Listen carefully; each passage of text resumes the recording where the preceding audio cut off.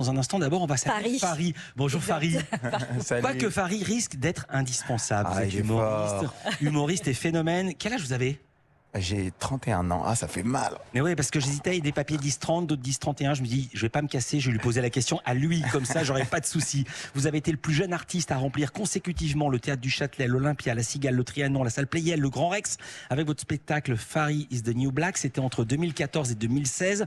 Et votre dernier spectacle, Hexagone, a rassemblé 300 000 spectateurs, diffusés dans 190 pays via Netflix. Votre nouveau spectacle semble prendre le même chemin. Vous l'avez créé il y a 1 an. Il fallait réserver 4 mois à l'avance et vous n'êtes pas à Roland-Garros pour rien. Vous serez le premier artiste à vous y produire. Ce sera le 7 juillet. Pourquoi Roland-Garros ? En fait, j'ai toujours un peu cherché dans ma carrière à faire des trucs un petit peu différents. Et donc, on a souvent eu le choix entre faire quelque chose de très événementiel comme l'Accor Hotel Arena, qu'on a fait en 2019, ou faire quelque chose de très prestigieux comme le Théâtre du Châtelet ou les Bouffes du Nord. Et en fait, Roland-Garros. On ne reçoit pas à ces endroits-là, c'est des bonbonnières. On ne reçoit pas de stand-upper. Exactement, où c'est très très dur d'y accéder avec un spectacle de stand-up. Et en fait, Roland-Garros, c'était vraiment le seul endroit qui réunissait les deux. Parce que c'est un endroit qui est mythique et c'est en même temps un endroit qui fait l'événement. Et j'avais pas l'envie de refaire quelque chose d'aussi gros que l'Accor Hotel Arena. Mais quand j'ai eu cette idée, ça m'a paru comme une évidence. Ils ont dit oui tout de suite ? Ou il a fallu convaincre les autorités? J'aimerais dire que oui, mais non. Ça a mis beaucoup de temps. Ils ont dit oui et ensuite finalement peut-être pas. Et donc encore en janvier, on pensait qu'on n'allait pas le faire du tout et finalement oui. À la base, vous êtes fan de tennis, vous êtes fan de Roland-Garros, vous veniez quand vous étiez petit ? Alors je suis pas un fan de tennis, mais Roland-Garros je regarde tous les ans. J'ai l'impression que c'est aussi ce que ça raconte Roland-Garros, c'est un peu éminemment français parce qu'on ne peut pas passer à côté de Roland-Garros comme on peut difficilement passer à côté de la Coupe du Monde. Je suis jamais venu, donc on va découvrir ça tout. Vous êtes quand même venu pour les réunions, pour voir le spectacle, pour voir le décor. C'est pas votre premier jour à Roland. Mais vous n'étiez jamais venu voir un match. Jamais venu voir un match, ouais. 15 000 personnes sont attendues. Ce magnifique court en terre battue, il va être protégé ou on va tout... C'est quand même un lieu historique, donc on va le protéger. On va mettre des petites couches par-dessus. Ouais. Mais ça sera quand même un peu foulé... cet endroit historique, quoi. Vous allez interdire les portables comme le fait Florence Foresti ou comme beaucoup d'humoristes américains? Là, vu que c'est la plupart des gens qui vont venir là, j'imagine, ne sont aussi, comme moi, pas venus à Roland-Garros.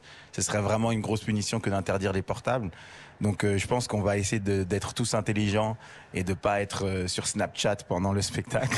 Mais l'idée c'est que aussi on puisse tous garder une petite mémoire un petit souvenir de ce moment. Il nous est arrivé quand on a su que vous alliez venir, normalement on reçoit un spectacle, on passe des extraits, on choisit, et là on nous a dit non. Pour Fari, il y a un seul extrait à passer. C'est un extrait de ce spectacle Aime-moi si tu peux.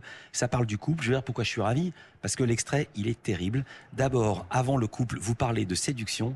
Extrait. Toutes les femmes, sans exception, draguent. Toutes, sans exception. Nous, on le sait pas, ça, nous. Hein?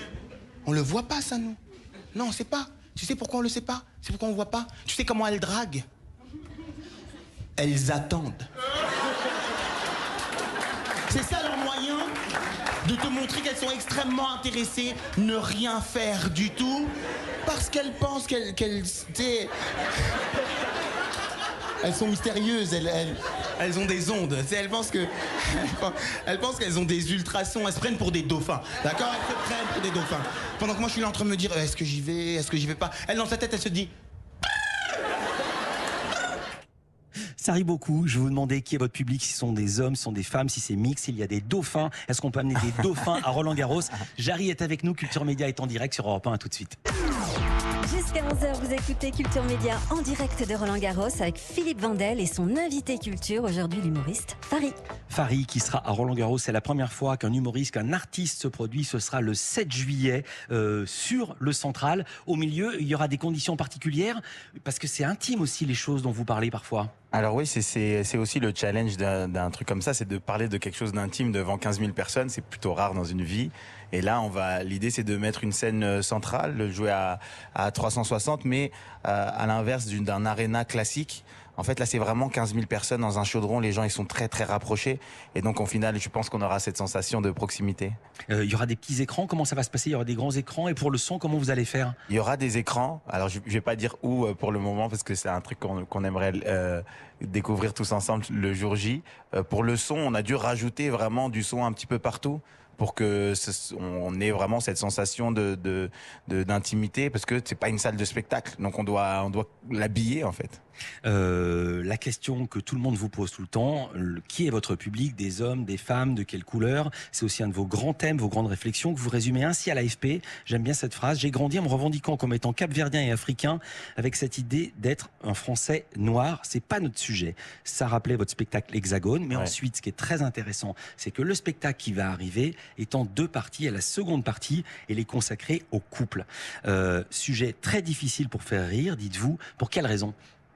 C'est comme n'importe quel sujet qui a été traité et retraité dans un domaine, comme on disait tout à l'heure. Une chanson d'amour, c'est le truc le plus banal, mais c'est aussi ce qui touche le plus les gens. Et en fait, l'expérience vient rajouter toujours des sujets à un sujet qui a été traité, parce qu'on vit les choses de manière différente, même si on vit la même chose. Donc je viens rapporter beaucoup de personnel dans ce que je raconte. Vous parlez de vous? Je parle de moi. Parce que Fédo et Labiche ont construit leur fortune et leur notoriété en faisant rire avec le couple, sauf qu'à la différence de vous, ils ne parlaient pas de leur couple. Ouais. Tandis que chez vous, c'est très très personnel. Moi, mon couple est en danger à chaque date. Vraiment? À chaque date. Vous avez déjà eu des problèmes. Comment votre compagne a-t-elle pris certains passages? Bah, elle a coécrit, limite. Et c'est elle qui se fait... Non. Valide. Non. Elle valide, oui, pour de vrai, elle valide. Attendez, vous dites, j'ai retrouvé une interview. Elle fait le CNC, c'est elle qui... J'ai retrouvé une interview de Farid qui date d'il y a 1 an. On vous pose la question: avez-vous hésité à évoquer votre couple sur scène? Réponse: j'étais réticent, surtout par rapport à ma compagne. Ça a été de grosses sources de tension et de prise de tête. Ouais. Si elle devait être mon co-auteur, elle aurait enlevé les 2 tiers du spectacle. Ah ouais, s'il y aurait plus que moi qui parle de l'avion, quoi. Ouais, ça a été compliqué parce que forcément, faire rire, l'un des ressorts principaux du rire, ce n'est pas la moquerie, mais en tout cas, on rit souvent de choses négatives. L'un des ressorts comiques les plus universels, c'est quelqu'un qui tombe sur une peau de banane et ça fait rire parce que c'est une chute. C'est quelque chose de négatif à la base. Donc c'est très dur de mettre en avant sa compagne et de dire quelque chose de positif sur du couple en faisant des blagues.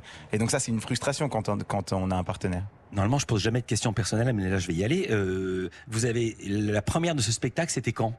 La toute première, c'était au Dôme de Paris en novembre. Ouais. Et vous êtes toujours ensemble? On est toujours ensemble, ouais. Et vous avez dû couper certains passages? J'ai dû me brider, ouais. J'ai dû changer certaines prémices, rajouter des « Ah, mais je l'aime beaucoup, c'est la femme de ma vie ».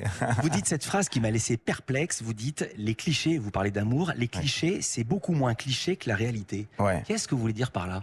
Et souvent et c'est aussi vrai pour tout ce qui est de l'ordre de la communauté, des origines, d'être français.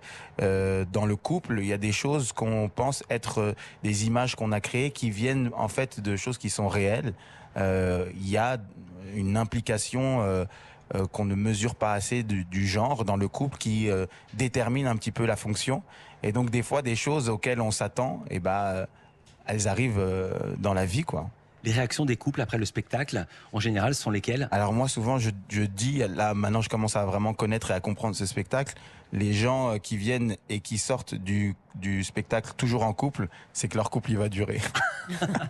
Ça sera le 7 juillet à Roland-Garros. Tous les billets sont vendus parce que souvent, je me souviens plus lequel, il y a 4 mois d'attente pour pouvoir aller vous voir. Ouais, c'était il y a l'année dernière. Mais là, il reste, je crois, 500 billets, quoi. C'est quasiment fini, ouais. 500 billets sur 15 000. Dépêchez-vous. Vous tapez son nom sur Internet, F-A-R-Y. Il s'appelle Farid. Vous restez avec nous. On va parler de cinéma, on va parler de bande dessinée et on va entendre de la musique, plein de choses encore dans Culture Média. Et oui, à tout de suite sur Europe 1. Europe 1, radio officielle.